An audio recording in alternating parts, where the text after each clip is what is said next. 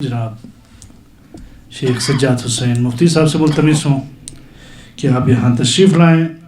اور کتاب کے حوالے سے مختصر اظہار خیال فرمائیں۔ یہ جو کتاب ہمارے سامنے ہے غدیر کا قرآنی تصور تفاسیر اہل سنت کی روشنی میں، تو میں مؤلف و مترجم دونوں کی خدمت میں مبارکباد پیش کرتا ہوں اور ان کا دل کی گہرائیوں سے اپنے وجود کے ذرے ذرے سے شکریہ ادا کرتا ہوں کہ واقعاً میں نے اس کو ایک سرسری مطالعہ اول سے آخر تک ایک دفعہ کیا، تو انشاءاللہ میں اپنے جو عرائض ہے میں آخر میں مختصر میرے پاس کوئی بڑا علمی تنقید نہیں ہے اس پر، چونکہ علمی تنقید تو بڑے عالم ہی کریں گے، ہم تو عام قاری ہیں، تو عام قاری کے اعتبار سے میں نے اس کتاب کو دیکھا تو پھر یقیناً میرے لیے یہ بہت ہی مفید تھی۔ بہت ساری الجھنیں تھیں جو یہ عام فہم زبان میں ہمیں سمجھا دیتا ہے، عام فہم زبان میں بڑی بڑی علمی اصطلاحات اس میں استعمال نہیں کی ہیں۔ بشوی صاحب بھی ان سے بسط ادب عرض ہے کہ ذرا ایک کچھ جملے لکھ لیں تو بہتر ہوگا، اور تمام آپ بزرگان سے بھی میری یہ ایک چھوٹے آپ کی بھائی کے طور پر یہ میری گزارش ہے کہ خدا را ذرا اس زاویے سے بھی سوچے گا۔ غدیر میرا حق تھا، خدا نے مجھے میرا حق دیا تھا، رسول نے مجھے میرا حق دیا تھا، دین نے میرا حق دیا تھا، اس کے بعد جو کچھ ہوا مجھ سے میرا سب کچھ چھن گیا۔ بس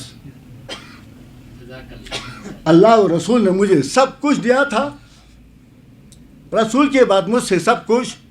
چھن گیا۔ تو رحلت رسول نہیں، بعثت کی ابتدائی دن سے ہی غدیر، 18 ذی الحجہ کو نہیں، دعوت ذوالعشرہ کے دن سب کو پتہ ہے۔ پیغمبر نے کہا تھا کون ہے جو اس دین میں میری تائید کرے گا، میری مدد کرے گا تاکہ وہ میرا وزیر بنے، میرا خلیفہ بنے، تو سب خاموش رہے۔ ایک نوجوان کھڑا ہوا، اس نے کہا یا رسول اللہ، میں 3 دفعہ بٹھایا، 3 دفعہ وہی ہوا، تو پھر چوتھی دفعہ کہا ادھر آیا، سینے سے لگایا، کہا حاضر آخی، یہ میرا بھائی ہے، وزیری میرے وزیر ہے، اور وہ خلیفتی میرا یہ خلیفہ ہے، اسمعوا لہ، لوگو بنی ہاشم والو اس کی بات سنو، اطیعوا اور اس کی اطاعت کرو۔ تو لوگ اٹھ گئے اور حضرت ابو طالب سے سب نے مذاق کیا، دیکھو یتیم کی پرورش کی تو دیکھو آج دیکھ لیا، تاریخ باریخ سے نہیں لیا ہے، صرف یہ کتاب ہے، بہت اچھی کتاب ہے۔ عزیزان من آ جائے، یہ جو ساری سازشوں کا جواب دی گئی ہے تو کتاب میں انہوں نے وہی کی ہے۔ ایک تو تفاسیر اہل سنت سے استفادہ کیا، اس میں موجود تمام اقوال و احتمالات کو نقل کیا ہے، اور اس کا عام فہم زبان میں منصفانہ ان اعتراضات پر علمی تنقید کی ہے، لیکن علمی سنگین زبان استعمال نہیں کی ہے تاکہ میں بھی سمجھ سکوں، علماء کے لیے تو بڑی کتابیں ہیں، وہ پڑھ لو، میرے لیے لکھی ہے یہ کتاب۔ اور اس کے ساتھ ساتھ جناب عالی متعدد جگہوں پر انہوں نے جو بات کی ہے اس کو خالص ہی مربوط بات تو انہوں نے نہیں باندھا، اس کے لیے جو میں نے ابھی پہلے جو بات کی تھی مربوط باب تو انہوں نے نہیں باندھا، لیکن متعدد جگہوں پر انہوں نے اس کو ایک خالص ہی انفرادی مسئلے سے نکال کر نظام کے ساتھ اجتماعی مسئلہ اور انسانیت کے مسئلے کے طور پر انہوں نے اس کو اجاگر کیا ہے۔ اور بس انہی پہ میں آپ کی زحمت تمام کرنا چاہتا ہوں۔ مجھ جیسے عام قاری کے لیے غیر مفید مباحث سے اصلاً اجتناب کیا ہے۔ مترجم کے بارے میں تو خیر شیخ علی صاحب ہیں، معروف ہیں مترجم میں، عربی فارسی پر عبور رکھتے ہیں، فنون ترجمہ بھی وہ جانتے ہیں، اسلامی علوم پر بھی مہارت ہے، اور اہم جو کام کیا ہے وہ یہ ہے کہ فارسی اور عربی کے جملے سنگین ہوتے ہیں اور لمبے لمبے، یہاں سے پنڈی تک کا ایک لمبا جملہ ہوتا ہے، فعل کا ذکر یہاں کرتے ہیں، فاعل پنڈی جا کے ذکر کرتا ہے، توفیقات میں اضافہ فرما لے اور ہم سب کو بھی غدیر کو سمجھ کر عمل کرنے کی توفیق عطا فرما لے. تو میں مختصراً اظہار خیال کے لیے جناب ڈاکٹر کاظم سلیم صاحب سے ملتمس ہوں آپ یہاں تشریف لائیں اور جامعۃ المصطفیٰ کی نمائندگی کرتے ہوئے مختصر اظہار خیال فرمائیں. یہ پروگرام اس لیے بھی جامع پروگرام ہے کہ ماشاءاللہ اس تقریب رونمائی کے اسی ایک پروگرام میں کتاب کے اوپر جاندار تبصرہ بھی ہوا اور تنقید بھی ہوئی. اگرچہ یہ اس بات کی متقاضی ہے کہ انشاءاللہ اس پروگرام کے بعد آئندہ آنے والے دنوں میں باقاعدہ سے اس کے لیے اہتمام کیا جائے. ایک تو تبصرہ ہو کتاب کے اوپر اور خصوصاً جو ایک اہم چیز جو ہمارے معاشرے میں ابھی تک ناپید ہے خصوصاً علمی حلقوں میں وہ کتاب کے اوپر نقد کا تصور ہے. یعنی ہمارے ہاں کتابیں لکھی جاتی ہے لیکن بہرحال جس طرح مؤلف یا مصنف کتاب کے اندر وہ متکلم وحدہ وہ خود ہی شہسوار ہے ہر حوالے سے لیکن اس کے اوپر نقد نہیں کی جاتی. تو انشاءاللہ مجھے امید ہے جامعۃ النجف جس طرح انہوں نے ایک نئی روایت ڈالی ہے بلتستان کے اس معاشرے میں ایسے علمی محافل کے انعقاد کر کے تو نقد کتاب کے اوپر بھی انشاءاللہ آنے والے دنوں میں وہ خاص اہتمام کریں گے. اور خصوصاً قبلہ آغا صاحب نے اپنے زاویہ نگاہ سے کتاب کو دیکھا پھر شیخ صاحب نے ایک نئی زاویے سے اور نظام پھر خصوصاً لفظ ولایت کے اوپر جو عالمانہ گفتگو ہوئی تو میں سمجھتا ہوں کہ ولایت کا آپ جیسے بھی معنی لے لیں جس زاویے سے آپ ولایت پر تبصرہ کریں در حقیقت امیر المومنین کی اس جامع شخصیت کو بعد از نبی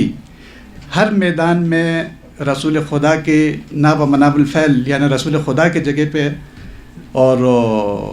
قدم بقدم آپ جس شخصیت کو رسول خدا کے جانشین سمجھتے ہیں وہی در حقیقت ولایت کا بنیادی تصور ہے. اگر آپ اس کو ولایت مطلقہ کی طرف لے کے جائیں تو ظاہر بات ہے اس کے اندر ولایت کے تمام جہات کا وہ احاطہ کرتے ہیں.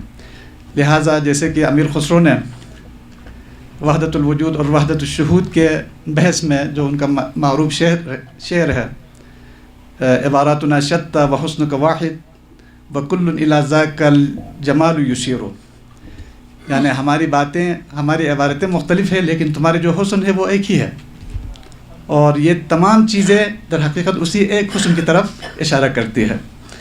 تو خیر میں ایک نئے زاویے سے صرف 2 منٹ آپ کر لوں گا اور انشاءاللہ علماء کرام اور اساتذہ کرام باقی جہات سے بھرپور گفتگو فرمائیں گے. چونکہ دامن وقت میں گنجائش نہیں ہے اور نوجوان اسکالرس اور طلباء میرے بنیادی مخاطب ہے اور آپ سب جانتے ہیں کہ آج کے زمانے میں جو دو شعبے ہیں تصنیف و تالیف اور ترجمے کا جو فن ہے یہ آپ روایتی طریقوں سے آگے نہیں بڑھ سکتا ہے. پرانے زمانے میں در حقیقت قاری کی ضرورت ہوتی تھی کتاب پڑھنا. لہٰذا ایک قاری ہزاروں کلومیٹر کئی سال سفر کر کے ایک کتاب حاصل کرنے کے لیے چلے جاتے تھے اور وہاں جا کے پھر وہ اس کتاب کے چند اوراق کی وہ استنساخ کرتے تھے چونکہ پوری اس کائنات میں اس وقت ایک ہی کتاب ہوتے تھے اس موضوع کے اوپر. آج کے زمانے میں آپ جس موضوع پہ دیکھیں ہزاروں کتابیں آپ کو اسی ایک موضوع کے اوپر میسر ہے. لہٰذا اب ترجمہ اور تالیف دونوں کا جو فن ہے یہ اب باقاعدہ ایک سائنس کے درجہ اختیار کر چکا ہے. اب ایسا نہیں ہے جس کے پاس علم ہو وہ اپنے علم کو کرتاس پر اور کاغذ پر اتارنا شروع کرے اور یہ توقع رکھے قاری اسے پڑھیں اور اسے پذیرائی دے. اب ایسا نہیں ہو سکتا ہے. اب ایک انتہائی کمپٹیشن اور مسابقت ہے اس حوالے سے بھی. لہٰذا وہی کتاب پڑھی جائے گی جو جدید دور کے تقاضوں کے مطابق لکھی جائے, تحقیقی اصولوں کے مطابق لکھی جائے, اور جو تعلیمی نفسیات ہے ان چیزوں پہ اگر کسی مصنف یا مؤلف کا احاطہ ہو تو اس کتاب کو مقبولیت حاصل ہو سکتی ہے, ورنہ ہر کتاب نہیں پڑھی جائے گی. اور اس حوالے سے بنیادی طور پہ ہمیں کام کرنے کی ضرورت ہے جس کا بالکل کام نہیں ہوا. میں صرف ایک اشارہ آپ کو کرتا ہوں. چند سال پہلے مجھے پاکستان کی کسی ایک معتبر یونیورسٹی میں جانے کا اتفاق ہوا. وہاں پی ایچ ڈی کے جو تھیسس کے ڈیفنس کیا جاتا ہے تو اس میں وہ بیرونی ایک مبصر کہے یا جو بھی کہے، وہ کسی کو بھی بلا لیتے ہیں، مجھے بھی بلایا اتفاقاً، اور ایک بہترین پی ایچ ڈی کی تھیسس کا دفاع ہوا.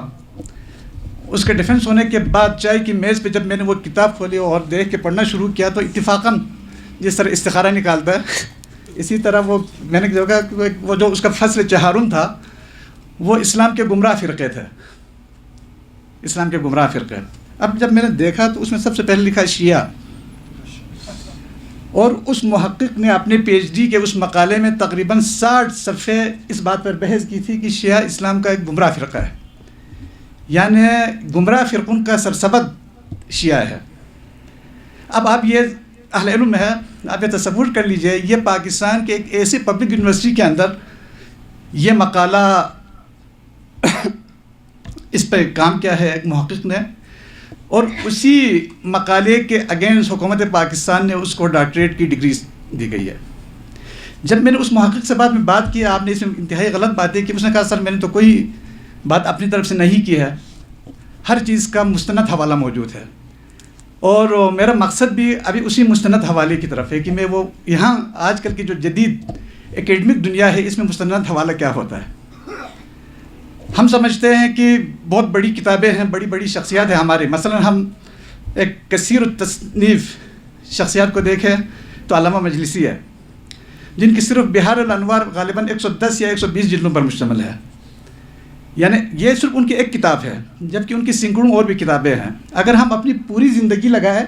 تو ہم بہار الانوار کے 10 جلدیں پڑھ نہیں سکیں گے، چونکہ ہر جلد ضخیم ہے، 400-500 کم از کم اس کے صفحات کی تعداد ہے. آج کے جامعاتی دنیا میں آپ بہار الانوار کے 120 جلدوں کو ایک طرف رکھیں اور کسی معتبر علمی مجلے میں میرے طرح کے ایک ادنا طالب علم نے بین الاقوامی اصولوں کے مطابق اس سٹینڈرڈ پر اگر 20 صفحوں کا ایک مقالہ لکھا ہو تو اکیڈمک دنیا میں میرے اس 20 صفحوں کے مقالے کو زیادہ اہمیت دی جائے گی بجائے علامہ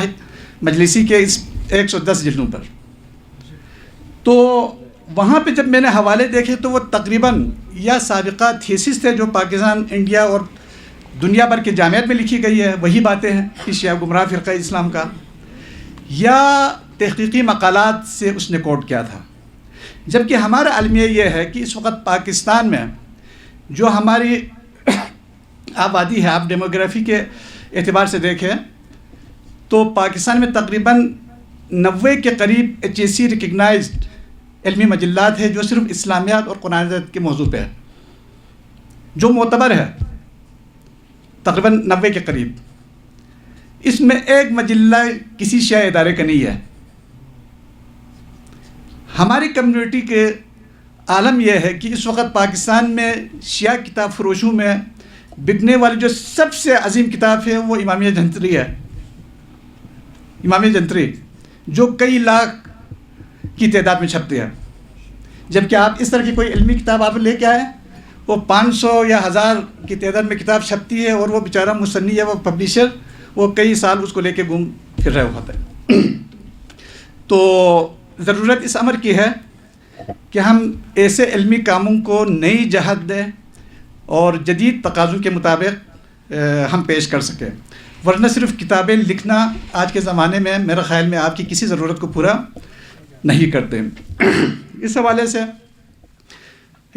اب جیسے میں نے عرض کیا، اب یہ ایک سائنس، باقاعدہ سائنس کا درجہ اختیار کر چکا ہے، لہٰذا جو ہمارے لکھاری حضرات ہیں، جو لکھنے والے علماء اہل قلم ہیں، ان کی تربیت کی ضرورت ہے، مترجمین کی تربیت کی ضرورت ہے. اگر توحیدی صاحب یہاں تشریف فرما ہے، یہ پاکستان کے گنے چنے چند مذہبی مترجمین میں سے ہے، مستند مترجمین میں سے ہے. میرے اطلاع کے مطابق تقریباً ان کے 110 سے زیادہ کتابیں چھپ چکی ہیں. شاید آپ میں سے بھی بہت ساروں کو اس کا علم نہ ہو. ہم نے اخیراً گزشتہ سال یہاں پاکستان کے چند ایک جامعات کے اشتراک سے پاکستان میں پہلی مرتبہ ایسے مترجمین کی ٹریننگ کے لیے باقاعدہ انتظام کیا، باقاعدہ کورس رکھا گیا جس میں شیخ صاحب بھی اور ان جیسے تقریباً بہت سارے اور مترجمین شامل تھے. اور اسی طرح تصنیف و تالیف کا شعبہ ہے، اس میں بھی ہم نے یہ سلسلہ شروع کیا جامعۃ المصطفیٰ کی طرف سے. الحمدللہ یہ تصنیف و تالیف کا جو سلسلہ شروع ہوا ہے ایک کورس کے طور پہ کہ ہر وہ افراد جس کے اندر پوٹینشیل موجود ہے، وہ مستقبل میں ایک اچھے لکھاری بن سکتے ہیں، اچھا مصنف بن سکتا ہے، ان کے ٹریننگ کا سلسلہ شروع کیا. اور وہ بھی میرے جو اطلاع کے مطابق پاکستان میں آج تک ایسا کسی جامعے میں، کسی یونیورسٹی میں ایسا پروگرام منعقد نہیں ہوا ہے. ہم نے علامہ اقبال اوپن یونیورسٹی کے اشتراک سے اسلام آباد میں ایک MOU کیا ہے، اور انشاءاللہ سال میں اس طرح کے 6-7 پروگرام ہم ان کے ساتھ کر رہے ہیں. تو میری گزارش یہ ہے کہ جو ہمارے نوجوان اسکالرس ہیں، علماء کرام ہیں، وہ ایسے پروگراموں کا حصہ بنیں، اور اس طرح کی جو علمی محفلیں ہیں اس کو نئے جہت کے ساتھ اور نئے زاویے کے ساتھ اس کو آگے لے کے بڑھانے کی ضرورت ہے. میں اطالیہ کلام کی جسارت چاہتا ہوں اساتذہ کرام سے اور بزرگوں سے. السلام علیکم ورحمۃ اللہ وبرکاتہ. حجت الاسلام والمسلمین سید محمد باقر الحسینی صاحب سے کہ آپ یہاں تشریف لائیں اور مختصر گفتگو فرمائیں. الحمدللہ والصلاة والسلام علی رسول اللہ وعلی آلہ الطیبین الطاہرین. سب سے پہلے میں جناب علامہ ڈاکٹر بشوی صاحب کی خدمت میں ہدیہ تبریک و تہنیت پیش کرتا ہوں کہ انہوں نے ایک علمی خدمت جو دفاع دین، دفاع مذہب اور دفاع عقیدہ کے عنوان پر انہوں نے ایک زحمت کی ہے، اس کا ہم شکریہ بھی ادا کرتے ہیں. اور ساتھ ساتھ اس کو دفاع کے ساتھ ساتھ اس کو تحریر میں لا کر عام عوام تک پہنچانے کی انہوں نے یہ کوشش کی، جس کا ہم شکریہ بھی ادا کرتے ہیں. اور ساتھ ساتھ ہمیں قبلہ یہاں آغائی توحیدی کا بھی از تہ دل شکر گزار ہے کہ انہوں نے جو ہمارے قومی زبان پہ ترجمہ کر کے ہم عواموں تک جو ایک ہستی کی کاوش، ان کی جو کوششیں ہیں ان کو عام لوگوں تک پہنچانے کے لیے انہوں نے اردو میں ترجمہ کر کے، اور یہ بہت بڑی ایک کام کی، جس کا ہم ان کا بھی از تہ دل شکر گزار ہے. اور ان کو بھی میں ہدیہ تبریک و تہنیت پیش کرتا ہوں. اور اس کے کتاب کے بارے میں ابھی اگرچہ شیخ صاحب نے مجھے کتاب ہدیتاً عنایت کی ہے، لیکن ہمیں ٹائم نہیں ہوا کہ اس کتاب کے اوپر دیکھنے کے لیے. لیکن چنانچہ دیکھنے والے حضرات نے جو کچھ انہوں نے اس کتاب کے اوپر یا تقریض کے عنوان پر یا اصلاح کے عنوان پر یا تائید کے عنوان پر جنہوں نے علماء نے یہاں پر بہترین انداز میں ہمیں مستفیض کیا، جس کا میں ان علماء کا بھی از تہ دل شکر گزار ہوں کہ واقعاً انہوں نے آج ایک بہترین موقع مل کے ایک علمی گفتگو کے ساتھ ہمیں یہاں پر فائدہ مند ہمیں استفادہ دیا. اور ہماری یہی دعا ہے کہ خداوند ایسے ہستیوں کو کی توفیقات میں پروردگار اور روز بروز اضافہ فرما، اور ان کو اسی طرح دین اور ملت اور قوم کی خدمت کرنے کی پروردگار توفیق عنایت فرما. اور یہ ایک چیز کی طرف ابھی یہاں ڈاکٹر سلیم صاحب نے اشارہ کیا کہ ہمارے یہاں پر کتابوں کے پڑھنے کی عادت تھی بہت. ایک ہمارے کتابوں میں ایک نقص یہ ہے کہ بہت سارے طول و طوالات، بڑے لمبے بحث ہوتے ہیں. ٹھیک ہے، وہ لمبے بحث ایک محقق کے لیے ٹھیک ہے، ایک استاد کے لیے ٹھیک ہے، لیکن مجھ جیسے عام ایک آدمی کے لیے وہ تحقیقاتی، وہ علمی الفاظ اس کی جگہ پر اس میں تھوڑا کچھ تنوع کے ساتھ اگر اس میں لائیں کوئی شارٹ، اس میں تھوڑا کچھ عام فہم کے ساتھ اگر ان جملات کو اگر ادا کریں، اور ساتھ ساتھ کچھ تھوڑا سا واقعات جو بہترین مٹھاس رکھنے والے کچھ واقعات کی طرف مختصر اشارہ کریں، تو انسان اس کتاب کو زیادہ پڑھنے کو چاہتے ہیں اور اس کتاب کو کاملاً پڑھ لیتا ہے. لیکن اگر صرف تفسیر اور کیا ہے جی بحث اور مناظرے میں ہی رہیں تو پھر اس صورت میں کتاب تو شاید تصنیف کریں گے، تالیف ہوں گے، لیکن پڑھنے والے بہت ہی کم ہوتے ہیں. لہٰذا ہماری ایک گزارش ہے کہ اس میں تھوڑا کچھ تنوع لائیں، اس میں کچھ تھوڑا کچھ انسان کے لیے کچھ تاریخ کے ساتھ ساتھ تھوڑا ٹچ کریں تو اس میں تھوڑا کوئی لذت زیادہ آتے ہیں، کیونکہ تاریخ سے ابھی ہم تاریخ سے بھی آشنا نہیں ہیں، بالکل تاریخ سے ہماری قوم، ہمارے بڑے بڑے پڑھنے والے، اچھے کتابوں کے مطالعہ رکھنے والے بھی وہ تاریخ سے، ہمارے خود دین اسلام کی تاریخ سے بھی آشنا بہت ہی کم ہے۔ امید رکھتا ہوں کہ ان کی طرف بھی تھوڑا کچھ توجہ ہے، انشاءاللہ اس کتاب کو انشاءاللہ ہمارے قوم انشاءاللہ اس کو پذیرائی دیں گے، اور اس کتاب کو انشاءاللہ ہر ایک اپنے دل کے ساتھ لگا کر اس کتاب کو پڑھ کے انشاءاللہ اس سے خود اپنی حقیقت میں کس مذہب میں ہوں، کس مذہب سے میرے تعلق ہے، اور میں کس دین کو میں فالو کر رہا ہوں، کس دین میں ہوں، ان سب کی حقیقت انشاءاللہ حاصل کریں گے۔ اسی امید کے ساتھ پروردگارہ دیگر ایسے خدمات کرنے والے علماء سب کے توفیقات میں پروردگار اضافہ فرما، اور بارگاہ الہی میں پروردگارہ قبول فرما۔ والسلام علیکم ورحمۃ اللہ وبرکاتہ۔ یوسف حسین آبادی صاحب سے ملتمس ہوں، مشہور مورخ، محقق اور مترجم قرآن کریم، کہ آپ یہاں تشریف لائیں اور کتاب کے حوالے سے مختصر گفتگو فرمائیں۔ میں اس موضوع پہ تھوڑا سا بولنا چاہتا ہوں جس پہ انہوں نے یہ کتاب لکھی ہے۔ اس کو میں نے جو ٹائٹل سے سمجھا یہ ہے کہ جی حکومت کا الہی تصور، یعنی قرآنی تصور یا الہی تصور، آپ اس طرح سے سمجھ لیجئے۔ یہ ہمارے کچھ دوستوں کے درمیان میں یہ بات چیت ہوتی رہتی ہے، ان موضوعات پہ ہمارے گپ شپ ہوتی ہے۔ یہ دیکھیں، ان الدین عند اللہ الاسلام، اللہ کے بس صرف ایک ہی دین ہے، اسلام ہے، ہوا سماکم المسلمین، اسی نے، اللہ تعالیٰ نے اس دین کا نام اسلام رکھا ہے۔ حضرت آدم پر بھی یہی دین نازل ہوا، اس کے بعد ایک روایت ہے 1,24,000، لیکن روایتیں بہت ہیں، یعنی لاکھوں میں جو ہے اللہ نے کسی قوم کو نبی سے جو ہے محروم نہیں رکھا ہے۔ تو اس لیے ہر نبی پر جو ہے وہ اسلام ہی اترا ہے، اسلام ہی کی تبلیغ جو ہے اس کے ذمہ رکھی ہے۔ اب یہاں آتا ہے یہاں تک کہ جی خاتم النبیین تشریف لائے اس دنیا میں، ان کے رحلت کا موقع آیا تو ایک سلطنت چھوڑ کے جا رہے تھے۔ میں اس کتاب پر نہیں بول رہا ہوں، اس کے موضوع پہ میں تھوڑا سا بول رہا ہوں۔ جی خاتم النبیین اس دنیا سے تشریف لے جا رہے ہیں تو ایک سلطنت چھوڑ کے جا رہے ہیں، پھر یہ کیا مسلمانوں پہ چھوڑا تھا کہ جس طرح سے آپ چاہتے ہیں آپ حکومت کر لیں۔ اس کے بعد آل مروان آیا، پھر اس کے بعد آل امیہ کی جو ہے وہ 100 سال حکومت رہی، 750 تک، پھر اس کے بعد 1258 تک بنی عباس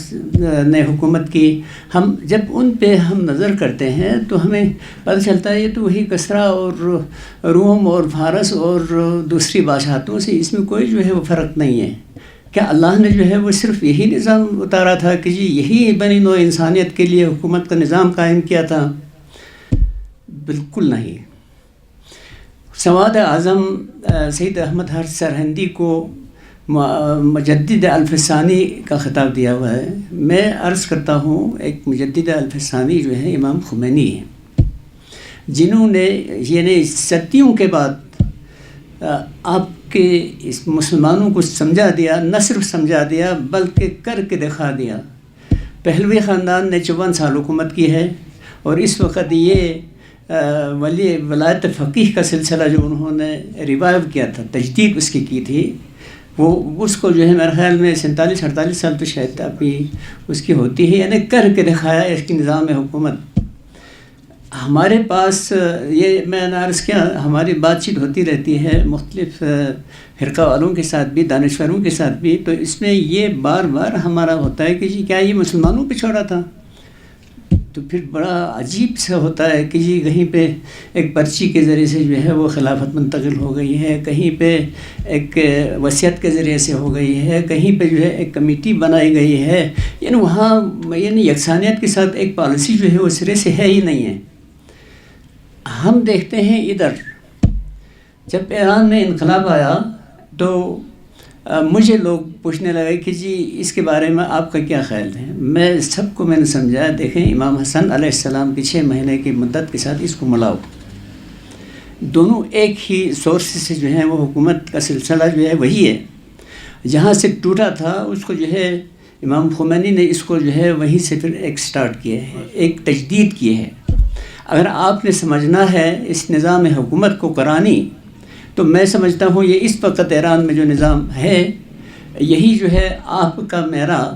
اسلام میں جو ہے وہ کئی کیمپس ہیں, لیکن جس کیمپ سے جو ہے وہ میرا اور آپ کا تعلق ہے اس کے پاس ایک نظام حکومت دیا ہوا ہے. یا تو حکومت کا سربراہ جو ہے نبی کو ہونا چاہیے, یا نبی کا جو ہے منصوص من اللہ جو ہے وہ جانشین ہونا چاہیے, یا نہیں تو 11ویں امام نے فرمایا ہے من کان من الفقہاء صائنا لنفسہ مخالفا لہواہ مطیعا لامر مولاہ فللعوام ان یقلدوہ. یہ اسی کا تسلسل ہے, کیونکہ آپ کے پاس نبی کا جانشین منصوص ہے, تو یہ 11ویں امام بھی جو ہے منصوص من اللہ ہی ہیں. انہوں نے ایک یہ ہے جی 874 میں 11ویں امام کی شہادت ہوتی ہے, تو یہ اس تقریباً اس کے آس پاس جو ہے انہوں نے فرمایا تھا. اس وقت 12ویں امام جو ہیں وہ صرف 5 سال کے تھے, اور یہ 4 نواب عثمان ابن سعید عمری, محمد ابن عثمان, حسین ابن روح اور علی ابن محمد سمری, یہ 4 جو ہیں وہ 69 میرے خیال 69 سال غالباً ان کا عہد رہا ہے. پھر اس کے بعد بنی امیہ کی خلافت قائم ہونے کے بعد یہ 12 امامی جو شیعہ ہیں ان کی کوئی تحریک جو ہے وہ چلی ہی نہیں, نہ ان کی کوئی حکومت کہیں پہ قائم ہو گئی. البتہ یہ جو 6 امامی ہیں انہوں نے یہ چونکہ ایک بنی عباس والوں نے بنی امیہ کی حکومت جب ختم کی تو ایک تحریک ان کا ایک بیانیہ تھا کہ جی اس خلافت کو اولاد فاطمہ کی طرف جو ہے لٹانا ہے ہم نے. لیکن اس کے بعد جب اپنی حکومت قائم ہو گئی تو منصور دوانقی نے کہا وہ کھانا کھاتے ہوئے کہ جعفر ابن محمد چاہتا ہے کہ مجھے اس دسترخوان سے جو ہے محروم کرے, یہ تو میں نے چھوڑنا ہی نہیں. یہ نہیں, دیکھیں ہمارے پاس, ہمارے اور آپ کے پاس ایک نظام حکومت دیا ہوا ہے, یعنی یا تو نبی کو یعنی لیڈ کرنا چاہیے, حکومت کے سربراہ ہونا چاہیے, یا ان کا منصوص من اللہ جو ہے وہ ہونا چاہیے, جس طرح ہمارے ائمہ کو ہم سمجھتے ہیں ایسا ہی ہے. یا آخری 11ویں امام نے جو ایک اصول دیا ہے یعنی ولایت فقیہیہ کا قیام جو ہے انہوں نے کیا ہے, اور اسی کی تجدید کی ہے امام خمینی نے. ان کی کتاب شائع ہوئی تھی ولایت فقیہ یا حکومت الہیہ, یہ کتاب 1970 کی دہائی کے ابتدا میں شائع ہوئی تھی. اس وقت ہم تو بالکل یعنی وابی ینگ تھے, وہ ہمارے سمجھ بڑی مشکل سے جو ہے یہ چیزیں آتی تھیں, لیکن اب ہم سمجھتے ہیں وہ کتنے عظیم انسان تھے. یعنی مجدد الفسانی جو ہیں وہ وہی ہیں, انہوں نے امام حسن علیہ السلام کے 6 مہینے کی خلافت کے بعد سلسلہ جو ٹوٹ گیا تھا اس کو پھر بحال کر دیے, اس کی پھر تجدید کی ہے. اور میں سمجھتا ہوں علامہ بشوی صاحب نے اسی موضوع پہ ہی لکھا ہوگا اور اسی پہ ہی جو ہے وہ اپنے روشنی ڈالی ہوگی, اس کی تشریح کی ہوگی. تو انشاءاللہ فرصت ملے تو ہم پڑھیں گے, اور آپ کے ساتھ گپ شپ پھر ہم بعد میں کرتے ہیں. میں انہیں الفاظ کے ساتھ اشارہ چاہتا ہوں. اللہ حافظ. اب میں جناب اس کتاب کے جو مؤلف یا مصنف ہیں جناب ڈاکٹر یعقوب بشوی صاحب, آپ سے ملتمس ہوں کہ آپ یہاں تشریف لائیں اور مختصر گفتگو فرمائیں. اس پہ اگر ہم لکھنے بیٹھے تو ایک کتاب نے ایک دورہ لکھ سکیں گے, چونکہ ولایت اتنا بڑا موضوع ہے. فقط آئے ولایت پہ ایک دورہ, غدیر پر تو شاید کئی جلدوں پر مشتمل کئی دورے ایک آیت پہ, چونکہ 25 قرآن کی آیتیں ہیں تو ہر ایک آیت پہ انسان ایک کتاب بھی لکھے تو 25 جلدیں بن جائے. تو بات دراصل یہ ہے کہ اسلام کا خلاصہ غدیر ہے, اور غدیر میں اور آیا یہ ولایت میں 3 چیزوں کا تذکرہ ہے: نظام, ملت اور رہبری. نظام بھی اللہ کی طرف سے ہے, رہبری بھی اللہ کی طرف سے ہے, قبول کرنا یہ ملت کا کام ہے. اور غدیر کے اس کتاب میں چونکہ اہل سنت، چونکہ ہم شیعہ زاویہ سے بحث نہیں کر رہے ہیں، ہم اہل سنت زاویہ سے غدیر کو کھول رہے ہیں، جو ان کے شبہات ہیں ان کا جواب دے رہے ہیں، جو ان کے مختلف نظریات ہیں، جو 1400 سال سے عالم اسلام میں یہ نظریات حاکم ہے۔ تو ہم چاہتے ہیں کہ غدیر کے حوالے سے یہ جو نظریات ہیں ان کو علمی انداز سے خود اہل سنت اور قرآن کے حوالے سے ان کو توڑ دے اور غدیر تک جانے کے لیے ایک راستہ صاف ہو جائے،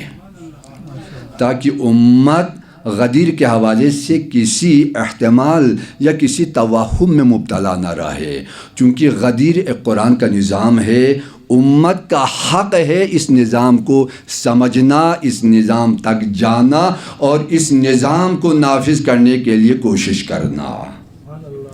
اسی وجہ سے اس کتاب میں ملت کی بحث تو ہم نے نہیں کی ہے، لیکن خلاصتاً لیکن اس حوالے سے ہم یہ چاہیں گے کہ آپ سے بس یہی گزارش کروں گا، اب محبت علی کے اظہار کا وقت نہیں ہے،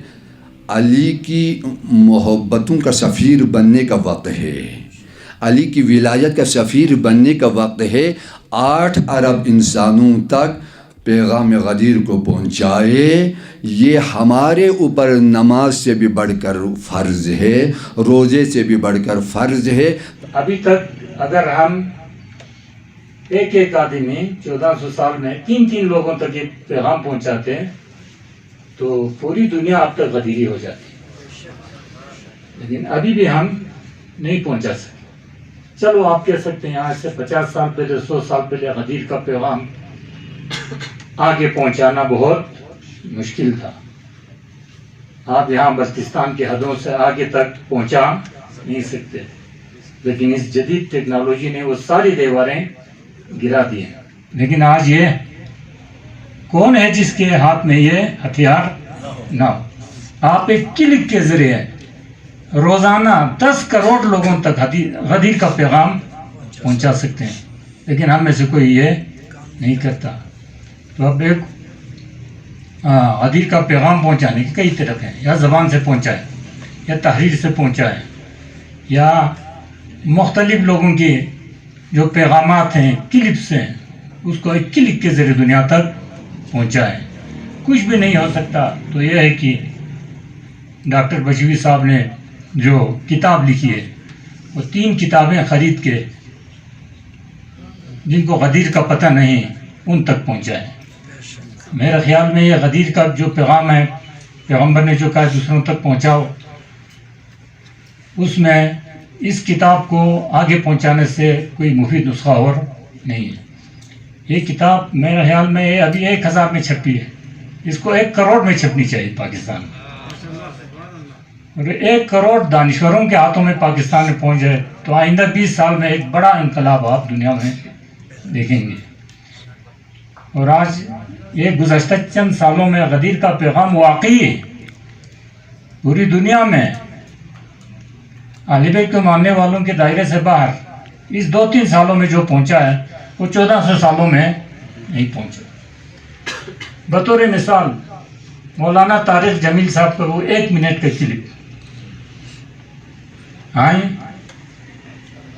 اس نے جو کام کیا ہے وہ ہزاروں کتابوں نے آج تک نہیں کیا، تو بھائی اس کو آپ ایک شیئر تو کر سکتے ہیں۔ تو آج غدیر کا پیغام پہنچانا جو ہے بہت آسان ہے، پھر بھی ہم لوگ یہ کام نہیں کر رہے ہیں، کچھ لوگ کر رہے ہیں۔ ابھی شیعوں کے علاوہ دیگر مسلمانوں میں سے بھی بہت سے دانشور جو ہیں سوشل میڈیا پہ مختلف طریقوں سے ہم سے زیادہ غدیر کی ترویج کر رہے ہیں، اور یہ ترویج کرنے والے کیسے بنے، ان میں تبدیلی کہاں سے آئی، وہ غدیری کیسے ہو گئے؟ وہ ایک دانہ کتاب کی وجہ سے، 50 روپے کی ہے کتاب کی وجہ سے، 100 روپے کی ہے کتاب کی وجہ سے۔ تو آپ یہ نہ سمجھیں کہ یہ کتاب جو ہے ایک معمولی چیز ہے۔ آج سے ٹھیک 1 سال پہلے جب ڈاکٹر صاحب نے کہا کہ اس کتاب کا ترجمہ کریں تو میرے پاس اور بھی کتابیں تھیں، کئی بڑے بڑے اداروں سے میرے معاہدے تھے، لیکن میں نے سوچا کہ اس کتاب کا ان سب کو چھوڑ کے اس کا ترجمہ کروں گا، کیوں؟ تاکہ قیامت کے دن پیغمبر پوچھے میں نے اعلان کیا تھا کہ تم لوگ یہ پیغام آگے تم نے پہنچانا ہے، تو پیغمبر پوچھے کہ تو نے کیا پہنچا ہے، تو میں کتاب دکھاؤں کہ میں نے یہ کام کیا۔ تو آج الحمدللہ گزشتہ نومبر میں ترجمہ کر رہا تھا، اس نومبر میں ترجمہ منظر عام پہ آ کے اب دنیا میں اس کی توضیح ہونے لگی ہے۔ تو اللہ آپ سب کو یہ کتاب مبارک ہو، کیونکہ یہ عظیم کام کرنے والا۔ اس کتاب کی خوبی یہ ہے کہ ایران میں 10-20 ہزار بیرونی ملک کے طلباء پڑھتے ہیں، کوئی 3,000 پاکستانی بھی ہیں، لیکن مجھے بشوی صاحب کے علاوہ کسی کا پتہ نہیں ہے، کسی غیر ایرانی نے کوئی کتاب لکھی اور ایران کے بڑے بڑے ناشرین نے ان کو چھاپا ہو فارسی میں، اور فارسی میں ان کی ایڈیشنیں بار بار آتی ہوں۔ تو یہ اعزاز انہیں حاصل ہے کہ ان کی کئی کتابیں جو ہیں ان کو ایران کے مشہور ناشرین نے ان کو چھاپا ہے، اور ایران میں لاکھوں کی تعداد میں وہ کتابیں لکھی ہیں۔ تو اس کے علاوہ آج سے 15 سال پہلے جامعۃ المصطفیٰ نے 10 لوگوں کا انتخاب کیا 110 ممالک کے طلباء میں سے، تاکہ وہ پہلی دفعہ پی ایچ ڈی کریں۔ تو دنیا کے 10,000 طلباء میں سے انتخاب کیا، تو ان 10 میں سے 6 بلتستان کے تھے، اور ان میں سے بھی سب سے پہلے ڈاکٹر صاحب تھے۔ پھر جب پی ایچ ڈی کا امتحان دیا، جو پاس ہوئے، پی ایچ ڈی مکمل کر لی، تو ان میں بھی پہلا پی ایچ ڈی ڈاکٹر صاحب تھے۔ تو اللہ نے ان کو یہ توفیق دی ہے۔ تو خدا ہم سب کو غدیری بننے اور پوری دنیا کو غدیری بنانے کی توفیق عطا فرمائے۔ خدا امام زمانہ کا ظہور جلب فرمائے، امام کے آوان و انصار میں ہم سب کو شامل فرمائے، ہم سب کی گناہوں کی مغفرت فرمائے، ہم سب کی پریشانیوں کو دور فرمائے۔ بن نبی و علی صلوات۔